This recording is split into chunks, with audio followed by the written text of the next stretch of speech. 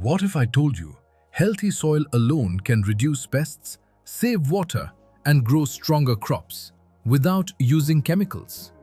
Today we are exploring the key components of organic farming. Simple methods, powerful results, and a future that's truly sustainable. Let's get started. First, organic soil management. Healthy soil is the heart of organic farming.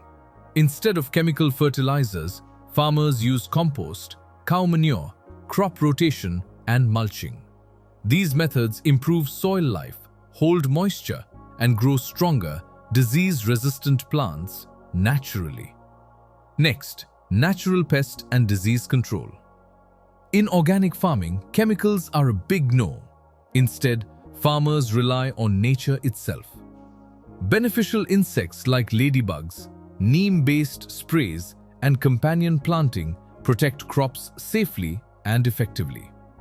Nature protecting nature. Now, organic fertilization. Organic farming avoids synthetic fertilizers completely.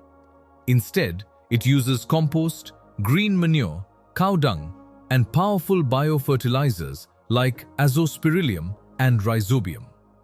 These feed the soil slowly, improve fertility over time, and produce clean, healthy food. Let's talk about water management. Every drop matters in farming. Organic farmers conserve water using drip irrigation, rainwater harvesting, mulching, and cover crops.